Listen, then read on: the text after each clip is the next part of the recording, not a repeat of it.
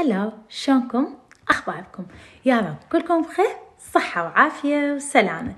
اليوم رجعنا لفقرة اختيار سؤال من أسئلة المتابعين والجواب عليه بفيديو مفصل. طبعا يمكن يكون هذا الفيديو شوية طويل، بس بنفس الوقت حيكون به معلومات وأشياء أكيد إن شاء الله راح تفيدكم كلكم، وإذا اتبعتوها أكيد راح تتغير هواية أشياء كنتوا تعانون منها للأحسن. حتى نعرف شنو هذا السؤال اللي أنا اختاريته اليوم، راح أقولكم السؤال اللي اختاريته وراح أقرأ لكم. أنا سجلت ملاحظاتي عليه حتى أقدر أجاوبكم على كل فقرة بهذا السؤال. هسه حتى نقرأ السؤال شنو هو اللي إجاني. هلو، أنا أريد مساعدتك. شلون يبقى البيت نظيف؟ بيتي دائما مخربط، وكل يوم أشتغل من الصبح لليل وما ألحق، وأحس الوقت ما يكفيني. أرجوك فيديني شلون أنتي دائما بيتك نظيف والغراض بمكانها، وشلون تلحقين وأنتي تشتغلين أكثر من شغلة. اعتبريني أختك وفيديني، ويمكن ألقي الحل عندك. أكيد أعتبرك أختي وأتشرف بيك وعلى راسي، وشكرا على هذا سؤالك، وشكرا لأن هذا السؤال فعلا حيفيدك يمكن أنتي وحيفيد هواية متابعين. هذا السؤال به هواية أسئلة داخله، مو سؤال واحد. هذا السؤال بيه البيت ليش مخربط، الوقت ما يكفيني، البيت الغراض هوسة، هواية أسئلة. خلينا نجاوب على فقرة أنا كتبت كل شيء حتى ما أنسى لكم ولا فقرة. أول فقرة عندنا هي البيت مو نظيف. شلون يصير بيتي نظيف؟ يصير البيت نظيف إذا اتبعنا شغلة واحدة. شنو هي هذه الشغلة؟ التأجيل. سر عدم نظافة البيت هو التأجيل. شنو يعني التأجيل؟ يعني إذا أني شفت بيتي هوسة ومخربط ومو نظيف، معناتها أني دائما أأجل الشيء، لأن إذا سويت الشيء بوقته بدون تأجيل مستحيل البيت يتخربط. يعني إذا كملت الغداء ورأسا شلت لماعين وغسلتها ونشفتها ورجعتها، صار عندي البيت نظيف. بس إذا كملت الغداء وقلت خلي أرتاح وأشرب شاي، وهاي أجلت موضوع تنظيف لماعين، تخربط عندي البيت وبقى هوسة. تنظيف البيت نفس الشيء، الهول مالتي تخربط. إذا ما لملمته رأسا ونظفته، أنا البيت حيبقى عندي نظيف. بس إذا عفته وتركته حيصير عندي البيت مخربط. إذا الجواب هو التأجيل. ما نأجل كل شيء، نسوي كل شيء مباشرة، يعني ننسى فد شيء اسمه تأجيل. حتى لما نحس روحنا ما عندنا طاقة، متعاجزين، وإحنا مثلا دا نغسل الماعين، بدل ما نبقيها على السنك ونقول لا حتى لو تعبان متعاجزين خلي نكملها وننشفها ونرجعها حتى المطبخ يبقى نظيف. مرة مرتين ثلاثة من نتعود نجبر نفسنا، حيصير عندنا طبع وعادة بين إحنا كل شيء يرجع بمكانه، حيبدي البيت يصير عندنا نظيف. فأول فقرة جوابها عدم التأجيل، كل شيء يصير بوقته. نجي للفقرة الثانية بالسؤال البيت دائما مخربط. هذا السؤال بأجوبة كلش هواية. أول جواب معناته احتمال يكون طاقة البيت أو الأغراض الموجودة بالبيت تكون أكثر من حجم البيت اللي أنا عندي. يعني مثلا الكاونتر المخصص فرضا للماعين يستوعب مثلا 40 ماعون، بس أنا عندي 80 ماعون. هذه النقطة. أو أني الأشياء الموجودة بالبيت من تحفيات أو أجهزة أو أشياء ثانية هي أكثر من مكان استيعابي، فدائما لازم نقلل أو نصغر عدد الأشياء اللي عندنا حتى بيتنا يكفي للأشياء المحددة له ويكون بطاقة إيجابية، لأن كثرة الأغراض بالبيت كثرة تراكمها يعطينا طاقة سلبية. فهذه أول نقطة ليش البيت مخربط. السبب الثاني هو ترك البيت أكثر من الوقت المحدد. يعني أنا مثلا أبدأ أطلع للسوق أو أبدأ أفتر أو أبدأ أروح أتونس أو أزور ناس أو أشتغل أو كل شيء هذه الأشياء، بس نترك البيت أكثر من الوقت المحدد. يعني ترك البيت هم له وقت محدد. لازم أني من أترك البيت أعرف أني عندي بيت لازم أحافظ على ترتيبه ونظافته، فتكون طلعتي تساعدني بأن يبقى البيت بهذا المستوى.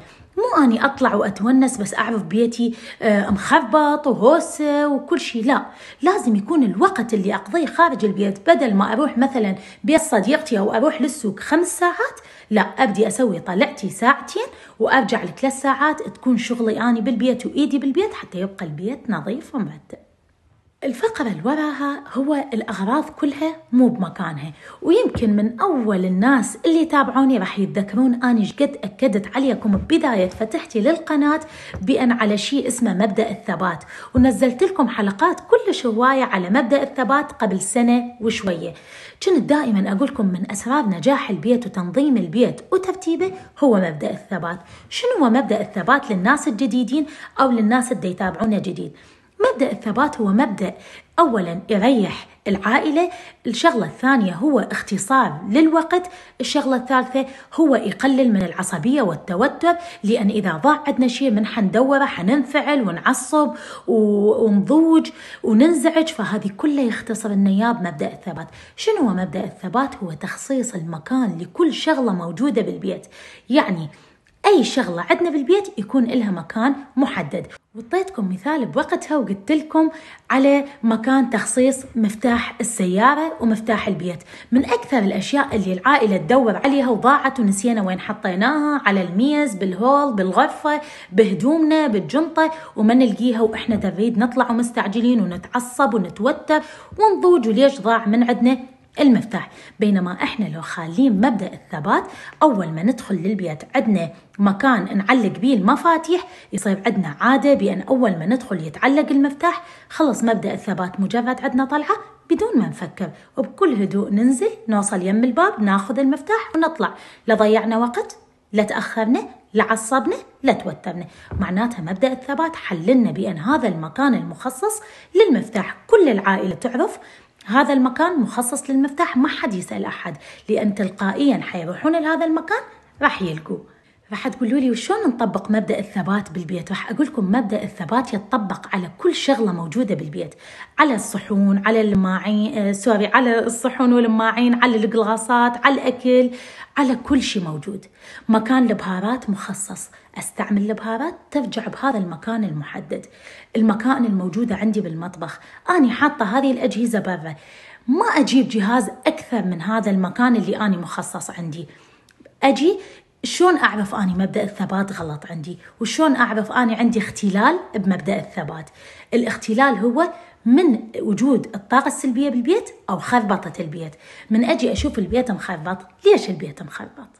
من أني عندي المطبخ والميز مال الأكل الموجود بالمطبخ، إذا أجيت كمثل بسيط راح أنطيكم، إذا أجيت وشفت ميز المطبخ الموجود عندي موجود عليه الأرضيات لحط عليها لماعين، موجود سلة بيها خبز وبيها صمون وبيها باتريات وبيها أدوية وبيها مثلا شنو أحكي لكم، مفتاح، بيها أي شيء، معناتها أنا عندي اختلال كبير بمبدأ الثبات. ليش؟ لأن الأدوية لازم يكون لها مكان محدد ترجع به، الباتريات لازم يكون لها مكان محدد ترجع به، الأقلام لازم يكون لها مكان محدد، الخبز لازم يكون لها مكان محدد ورا ما ننتهي من الأكل، الأرضيات اللي تنحط جوا الصحون لازم يكون لها كومودي مخصص حتى ورا ما نكمل أكل تنشال وتنضم به. إذا لازم لازم يكون المطبخ وميز الطعام فارغ تماما، ما بي غير فازة أو أي شيء كديكور أنا خالته، وبالزايد يمكن يكون عليه النابكنز اللي يمكن نستعمله من إحنا نقعد ناكل. لماعين لازم يكون لها مبدأ الثبات. إذا شفنا المطبخ مالتنا الكاونتر مليان قلاصات وماعين ونجاين، معناتها عندنا اختلال بمبدأ الثبات، لأن الماعين لها مكان محدد بالكاونتر، الجداري لها مكان محدد، لازم يبقى الطباخ فارغ ونظيف، الكاونترات فارغة ونظيفة عليها الأجهزة فقط الموجودة بالمطبخ، ميز الطعام اللي بالمطبخ لازم يكون فارغ، الهول مالتنا ما يصير عليها حلويات وكرزات وأشياء، لا هاي تطلع وقت اللي نريد نقدمها، لما ينتهي الوقت نرجعها نخليها بأكياس الحفظ مالتها ونضمها بمخزن ونرجع نقدمها أو نطلعها ثاني يوم. ما يصير تبقى مشمورة أسبوع أو شهر ونجي ناكل ونشيل ناكل ونشيل، لا هذا غلط. مبدأ الثبات لازم كل شيء يبقى نظيف ومرتب. هسه وصلنا للفقرة اللي بالسؤال، وهي أشتغل أكثر من شغلة، وهنا تكون الخطأ. ولو أنا دائما ما أحب أقول كلمة خطأ، لأن بالحياة ماكو شيء اسمه خطأ، كنا نخطأ وكنا نتعلم من أخطائنا، بس قصدي الخطأ بهذه النقطة شنية؟ بأن الإنسان يعطي شيء أكثر من قابليته وبوقتها يتذمر يقول أنا مدى أقدر، وهنا نوقف. ما يصير نشتغل أكثر من شغلة بوقت واحد، ولا نشتغل كل الشغل بيوم واحد. بدل ما أني أترك البيت أسبوع كامل ما أمسح وما أكنس وما أغسل الماعين وما أنظف الثلاجة وما ألملم وما أمسح الخشب، وأجي بيوم واحد أسوي كل هاي الشغلات، طبعا ما حألحق، وبنفس الوقت طبعا حشتغل اليوم كله وما حألحق وما حينظف البيت. هنا الاختلال عندنا. وشنو الاختلال؟ هو التوازن والاعتدال. شنو هاي؟ دائما أقول لكم من أحلى الأشياء هي التوازن والاعتدال. شنو التوازن والاعتدال؟ أني جسمي علي حق، وبنفس الوقت أني إنسانة، أبدأ أقعد وأبدأ أشرب قهوة وأبدأ أتفرج تلفزيون وأبدأ أطلع وأبدأ ألبس وأبدأ أقعد ويا عائلتي، بس مو معناتها أني لازم الوقت كله من الصبح لليل أنظف وأشتغل. زين شلون أقدر أسوي كل هاي الأشياء وبنفس الوقت أقدر يكون بيتي نظيف ومرتب؟ راح تقدرين تسوين هذه الأشياء إذا نظمتي وقتك وقسمتيه. شنو نظمت وقتي وقسمته؟ تقسيم العمل. يعني أنا ما أجي أسوي هذا الشيء كله بيوم واحد، يكون يوم مخصص بالأسبوع لغسل الملابس. مثلا أقول كل يوم ثلاثاء أنا أغسل الملابس، خلاص أجمع كل يوم ثلاثاء أنا أغسل الملابس، ما أجي يوم الخميس أغسلها. أجي وراها أقول أنا كل يوم أربعاء أنظف الثلاجة، وكل يوم خميس مثلا أني أعزل الكاونترات، وثلاث مرات بالأسبوع أني أمسح وأكنس. من راح أجي أقعد الصبح أقول اليوم أني بيتي نظيف لأن البارحة نظفته، بس اليوم عندي بس أغسل الهدوم، ما حآخذ وقت. مدة غسل الهدوم خلنا نطيها ساعة أو ساعتين. غسلت الهدوم وصفطتها ورجعتها ونشفت، أنا اليوم ما عندي لود علي، راح أقدر أكمل غسل الهدوم وبنفس الوقت راح أطبخ وراح أقعد أتونس ويا عائلتي وراح أشرب قهوة وراح أسوي. ثاني يوم لما أقعد راح أقول اليوم مثلا تنظيف الحمامات، أنظف الحمامات بشكل كلش دقيق، الجام، البانيو، المغاسل، كله. فمن أنظفه أني راح أعرف اليوم عندي بس تنظيف الحمامات، ما حأطلع وياه تنظيف الثلاجة وغسل الهدوم وهاي وراح أهلك وأتعب. لا، حيكون عندي الأسبوع كله بيه شغلات مقسمة منظمة، حيبقى البيت طول الأسبوع نظيف مرتب وبنفس الوقت مطيع حق نفسي. هسه نختصرها قبل ما نكمل الباقي حتى نرجع نعيد. أول شغلة البيت منظيف. إذا شفت بيتي دائما منظيف لازم أنتبه وأقول معناتها أني أأجل هواية، فلازم أعالج مسألة التأجيل وأبدي أتحدى. البيت دائما مخربط معناتها أني الأغراض أكثر من حجم البيت وأكثر من المساحة اللي عندي، خلي أعزل البيت، أذب من الأشياء الزايدة اللي ما أستفاد منها، يكون البيت مرتب. أو ألاحظ أني طلعاتي والأشياء اللي أسويها أكثر من الوقت اللي يستحق لازم أبقى بيه بالبيت، أرجع أقلص الوقت وأوازن بين وقت طلعتي ووقت وجودي بالبيت. الشغلة الثالثة، البيت دائما الأغراض مو بمكانها، معناتها عندنا اختلال بمبدأ الثبات، ومبدأ الثبات ما ماشي عندنا صح، لأن نخلي الأشياء مو بمكانها المخصص. لازم أرجع أخصص كل شغلة إلها مكان المحدد، والأشياء اللي ما إلها مكان أصلا ما إلها وجود عندي بالبيت.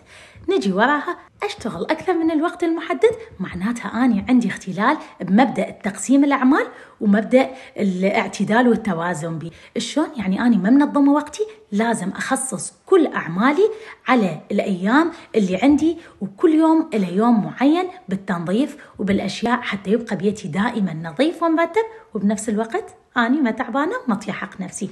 نجي على الوقت. الوقت ما يكفي. هذا السؤال اللي دائما أسمعه، ولا تزعلون من عندي، دائما كنت أقول لكم إياه يمكن بالستوري، لا تلومون الوقت ولا تقولون الوقت ما يكفي. 24 ساعة هي نفسها 24 ساعة، بس الخلل بينا إحنا، لأن إحنا مدى نعرف نستغل الوقت الصحيح، مو الوقت مدى يكفينا. شلون نستغل الوقت الصحيح وشلون الوقت يكفينا؟ تعالوا نشوف وياي، وراح نقدر نعالج هذه الفقرة بطريقة كلش سهلة ومريحة. راح نجي نحكي الوقت ما يكفي. لا، الوقت يكفي وكلش يكفي أصلا، ويكفي نشتغل ونسوي ونكمل كل شيء. والدليل على هذا مرات لما نجي نشتغل نقعد وننظف ونطبخ ونلملم ونعزل ونطلع ونتسوق وما صار الساعة 12 الظهر بعدها، فمعناتها الوقت يكفي. السر وين؟ والخلل اللي عندنا وين؟ الخلل اللي عندنا بوقت اللي نقعد بيه الصبح. إذا قعدنا إحنا ساعة 12 من النوم الظهر أو قعدنا ساعة واحدة أو قعدنا ساعة 11. إحنا أصلا فترة الصبح كلها ضاعت، والوقت الباقي لنا يا دوب وقت يرجعون من الدوام عدنا وإحنا ما مسوين كل شيء وما ملحقين، حيدخلون علينا من الدوام وإحنا مثبورين دا ننظف ونطبخ والبيت مخربط وما لحقنا كل شيء نسوي. فمعناتها لازم ننظم وقت نومنا. يعني شنو؟ يعني النقطة اللي هنا لازم نصلحها بأن نتعلم نقعد من الصبح كلش. صدقوني اللي يتعود يقعد من الصبح من ساعة 7 ومن ساعة 6 أو من ساعة 8 حيشوف النهار كلش طويل، ومثل ما يقولون النهار ببركة واليوم ببركة. شلون ببركة؟ أنا من أقعد ساعة 7 الصبح راح أنزل أشرب شاي أتريق مثلا وراح أبتي أشتغل. أنا راح أكمل طبخ وتنظيف وكل شيء وبعدها مصايرة ساعة 11. معناتها اليوم ببركة كلش، راح أقدر حتى أطلع وأتونس وأرجع وأني أهل بيتي بعدهم مراجعين من دوامهم أو شغلهم. علموا نفسكم تقعدون من الصبح، لأن ضياع الوقت بالنوم من فترة 7 الصبح لفترة 12 هو هذا سبب خربطة البيت، تعب أم البيت، لأن حتلودين على نفسك وسرعة وقلق وتعب وتوتر حتضيعين بيه النهار كله. فبدل هذا كله قعدي من الصبح، قعدي من ساعة 7 وراح تشوفين شلون راح تكملين كل شغلك وراح ترتاحين، وحتى راح تتنظم نومتك بالليل. فهنا أنا أرجع أقولكم لا نلوم الوقت، خلينا نلوم نفسنا ونصلح الأشياء اللي دا تسوي لنا خلل. فنرجع ونقول نقعد من الصبح، بعد ننام من وقت، نقعد من الصبح نشتغل كل شيء، وحتحسون تنظم عندكم الوقت كله وما بقى أصلا شيء، لأن البيت حيصير على إيدكم ورا ما اتبعنا هاي الخطوات كلها. أصلا مرات تقعدين الصبح حتى ما عندك شغل، تقولين أني الأكل موجود، أني البيت نظيف، الحمامات نظيفة، الثلاجة نظيفة، ما أحتاج أسوي شيء اليوم. فهذه النقطة كلش مهمة. نجي هسه النقاط اللي أبدأ أقول لكم شنو الصح وشنو الخطأ، والأفكار الخاطئة المرات إحنا نقدر ناخذها بإيجابية مو بسلبية. من الأشياء الهواية أسمعها بالتعليقات أو مثلا كومنتات أو بوستات تنزل على الفيسبوك بأن الشخص ما يرتب بيته أو ينسى أو يهمل بيته لأن هو لازم التليفون دائما. لازمة التليفون بيها جانب إيجابي وجانب سلبي. إذا قعدنا نتفرج بالتليفون احتمال حيضيع الوقت، لأن راح نقعد والقعدة حتضيع لنا الوقت. زين شنو ناخذ الإيجابي منه؟ أنا مو وياكم مثلا إذا أنا أريد أحكي بالتليفون مو معناتها أنا ما أقدر أشتغل، لا، الإيجابية ويمكن أصلا تعطيني حافز أكثر بأن أنا أقدر أستعمل السماعة أو أقدر أستعمل السبيكر وأخلي التليفون بالمكان اللي أنا دا أشتغل بيه، ويمكن يعطيني طاقة ويشجعني أشتغل أسرع وأشتغل أكثر وأكمل شغل البيت كله وأنا دا أحكي بالتليفون. بس القعدة على التليفون هي اللي تدمر هذا الشيء. نجي الخروج والونسة والطلعات، أكو إيجابيات وأكو سلبيات. أنا ما أقولكم لا تطلعون ولا تتونسون، ولا أقدر أقولكم أكو قاعدين بالبيت، بس أكو توازن واعتدال مثل ما قلنا. يعني أنا أخصص وقت محدد لطلعتي. مثلا إذا هي صحيحة لأن أنا بشر وأريد أطلع وأتونس، بس هي خطأ إذا طلعت أكثر من الوقت الطبيعي. بدل ما نطلع من الصبح لليل، لا، أخلي طلعتي ورا الأساسيات اللي أنا مكملتها. يعني شنو؟ يعني أنا أبدأ أتوعد أطلع ويا صديقتي، أنا ما أتوعد أطلع ويا صديقتي وأتونس وأني البيت ما بي أكل، البيت ما منظف، الغرف مخربطة. لا، أقولها صديقتي أنا مثلا أبدأ أطلع وياك الساعة 10، أنا دا أطلع الساعة 10، أقدم نص ساعة مال تبديل، صارت ساعة 9:30. أوكي، من 7 ل9:30 لازم أكون أنا طابخة ومنظفة وململمة، بحيث من أطلع ويا صديقتي أنا أكون مكملة كل مسؤولياتي تجاه عائلتي. مو يجون أولادي من المدرسة أقولهم والله كنت طالعة ملحق تطبخ لكم، أو سوري غرفكم مخربطة أو البيت مخربط. لا، أكمل الأساسيات وتواعد وراها أطلع مثل ما أريد، لأن حيكون البيت نظيف وأنا مرتاحة نفسياً. وارجع أقول لكم إحنا مشكلتنا بالتوقيت. يعني شنو مشكلتنا بالتوقيت؟ يعني أنا أتوعد ويا صديقتي دا أطلع الساعة 10، أقعد من النوم الساعة 9، أركض أبدل وأغسل وأسوي وما شنو وأطلع حتى أوصل للموعد. زين ليش ما أفكر بطريقة صح؟ ليش ما أقول أنا طلعتي الساعة 10، خل أوقت الساعة، أقعد الساعة 7، أنزل أحضر أكلهم وأرتب الغرف وألملم كل شيء وأغسل وأسوي وأبدل وأطلع وأني مرتاحة مترهاية وكل شيء تمام. ليش أبقى نايمة للوقت ويزحف عندي الوقت وأضيع الوقت بالنوم وبعدين من أطلع كل أموري مخربطة. إذا نرجع لنفس النقطة ذكرت لكم إياها، النوم الأكثر من الوقت الصحيح، يعني ضياع الوقت بالنوم هو هذا السبب الرئيسي اللي يخلينا مرات ما نلحق نشتغل. هسه راح تقولوا لي أنت عدوة النوم. لا، مو عدوة النوم، أنا حقيقة قليل أنام، يعني أنا يمكن أنام مرات ساعتين باليوم، مرات 4 ساعات، مرات 5 ساعات، بس حقيقة أنا من الناس اللي كلش أشجع على قعدة الصبح. حتى مرات يعجبني بأن الناس لو يسألوني أقول لهم أنا مرات أقعد بال5 الصبح. يعجبني بأن أقعد من الصبح وأستغل الصبح أكثر من ما أحب يعني واحد يقعد متأخر والليل. أحس قعدة الصبح بيها بركة، فأنا مو ضد النوم، نوم العوافي عليكم كلكم، بس صراحة دا أنطيكم النصائح أتوقع هي فعلا اللي تضيع لنا الوقت. التأجيل اللي قلت لكم عليه بأول فقرة هو شنو أشياء السلبية. الأشياء السلبية بالتأجيل هي أولا فوضى بالبيت، كل شيء تأجليه حيصير البيت كله فوضى. الشغلة الثانية هو حيعلمك على الإهمال، حيعلمك على خلص قاعدة أني ما بيا حيل، أوكي دعوا فيها باكر أغسل لماعين، خلي السنك بيه ماعين، خلي البيت مخبط الصبح أقعد أرتبه، حيعلمك على الإهمال. الشغلة اللي كلش هم أنا أعتبرها مضرة هي تراكم الأعمال. بدل ما تغسلين ماعين الغدا اليوم، إذا تركتيها حتغسلين ماعين الغدا والعشاء وثاني يوم تقعدين مع بيوك، فحيصير عندك المكان كلش هوسة ومخبط وتتراكم عليك الأعمال 3 أضعاف لو كنتي أنتي مسويتها بوقت. الفقرة اللي وراها سألتيني عليها شلون أنتي تلحقين وأنتي بنفس الوقت تشتغلين أكثر من شغلة. صح فعلا أني أشتغل كم شغلة باليوم، بس شلون ألحق؟ دائما أقولكم بتنظيم الوقت. من تنظمين وقتك أنتي كل شيء تقدرين تسوين وكل شيء يكون مثل ما أنتي تريديه. بس راح أنطي مثلا هسه دا يسمعوني إذا موظفات، معلمات يشتغلون، تجار بالسوق، أكو نساء يعني يشتغلون بالتجارة، وهاي أي شيء من هذا المجال اللي تطلع من بيتها وتشتغل، تقدرين تنظمين حياتك. يعني شلون؟ يعني تقدرين تخصصين، أنا مثلا أخصص يوم الأحد أروح للمطبخ، أوقف ساعتين بالمطبخ أطبخ أكل مال 5 أيام وأحطه بالثلاجة. كل يوم من أرجع من الشغل أنا قبل ما أطلع أطبخ التمن وأطلع الصبح، وبنفس الوقت من أرجع رأسا بس أحمي الأشياء اللي أنا طابختها وناكل. فتنظيم الشيء يعني اللي موظفة أو تشتغل دائما نظموا وقتكم، خصصوا يوم بالأسبوع تسوون به الأعمال، يعني تطبخون أكل الأسبوع كله، تسوون الأشياء المهمة كلها، تخصصون يوم للمسواق ورا شغلكم. التخصيص والتثبيت سر نجاح البيت، سر نجاح كل شيء. ثبتوا وخصصوا بيتكم حيصير مرتب. من تقولين اليوم راح أطلع أتسوق وباكر أطبخ وعقب أسوي، ماكو شيء ثابت. ثبتوا مبدأ الثبات من أجمل المبادئ بالحياة، بكل شيء مبدأ الثبات حلو. ثبتي وقت التنظيف، ثبتي وقت المسواق. أني أتسوق مرة بالأسبوع ثابت، ما غيره، هذا يوم مسواقي ما يتغير. خلاص هذا أيام الطبخ اللي أطبخ به ثابت، أيام التنظيف ثابتة، يبقى كل شيء صح ومرتب. صدقوني صدقوني صدقوني، هذه قاعدة كلش مهمة.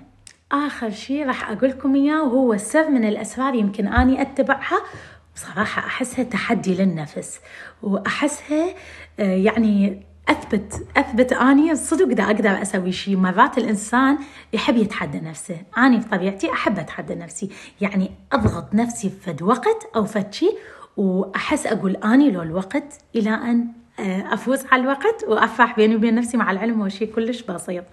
تخصيص الوقت، يعني شنو تخصيص الوقت؟ لا إراديا حتحسوا بروحكم ورا ما تخصصون الوقت أنتوا بديتوا تنتصرون على الوقت. لا إراديا حتحسون أنتوا بديتوا تمشون كأنه على شلون يقولوا لكم مرات هذول مبرمجين، تكونون أنتم مبرمجين. إحنا نبرمج نفسنا. شلون نبرمج نفسنا؟ لما نقدر نحدد الوقت ويا الشغلة. يعني شلون؟ تعالوا أقول لكم أنا تجربتي ويا هذا اللي أنا دائما أسوي. من الأشياء اللي أنا دائما أسويها راح أحكي لكم آخر شيء سويته البارحة حتى أكون صادقة وياكم. أنا البارحة لازم أطلع، عندي شغل، فأريد البارحة كان يوم تنظيف الحمامات. أنا عندي 3 حمامات. حسيت أني لازم أقسم الوقت، خليت المنبه مال الساعة مدة 15 دقيقة لكل حمام. تغسلون الشاور، تغسلون الجام مال الشاور، الكاشي، المغسلة، الكوميديات اللي بالحمام، تنظفون الحمام كل زين، الموري والأشياء والهاي. فيحتاج وقت. من أريد أنظفه على راحتي يمكن ياخذ نص ساعة أو ساعة، بس من أوقت نفسي وأحس أني دا أتسابق ويا الزمن خصصت ربع ساعة لكل حمام. ولما يدق المنبه أقول سبحان الله، كأنه أني هستوني دا أقول كملت ودق المنبه، وقتت نفسي ويا التوقيت اللي خليته. فدائما لما أضغط نفسي حتى من أشتغل مع تجهيزات مناسبات، الأوردرات، الأشياء، دائما أقول مثلا لازم أخلي هذه الأكلة 10 دقائق، لازم أكملها 10 دقائق، دا أحس دا أتسابق ويا الزمن. أو مثلا التوقيت، من أعوف الوقت أضيع. فدائما وقتوا، قولوا راح أدخل اليوم أعزل غرفة ابني، بس هسه ساعة 10 لازم أني بال11 11 ونص مكملتها، وخلي التوقيت بالتليفون. راح تروحين لا إراديا. أنتي يمكن تسمعيني تقولي لي مستحيل هيجي، أقول صدقيني جربيها والله راح تتذكريني، راح تسابقين ويا نفسك بالزمن، وراح تتأقلمين ولا إراديا راح تبدين تتعودين توقتين الشيء، راح تنجزيه بنفس التوقيت أو قبله بثواني. كمل عدنا الفيديو اليوم جاوبتكم على هذا السؤال، ويا رب تكون الأجوبة عجبتكم، يا رب تكون الأجوبة استفاديتوا منها. أعتذر على طول الفيديو، أعتذر إذا دا أخذ من وقتكم، بس يا رب يكون هذا الوقت اللي دا أخذه تستفادون منه أو تفيدكم واحدة من المعلومات اللي دا أنطيكم إياها. شكرا لكم اللي قاعدين دا تشوفوني، شكرا لكم لكل شخص سوالي لايك أو حيتفاعل أو حينشر الفيديو. صدقوني وجودكم بحياتي نعمة كلش كبيرة أحمد رب العالمين عليها. أبقى أنتظر أسئلتكم، وإن شاء الله أختار السؤال اللي يجذبني وأحسه يفيد الناس كلها حتى أصور الفيديو وأجاوبكم عليه. لا تنسون مثل دائما أقولكم ديروا بالكم على نفسكم. أشوفكم باكر، مع السلامة.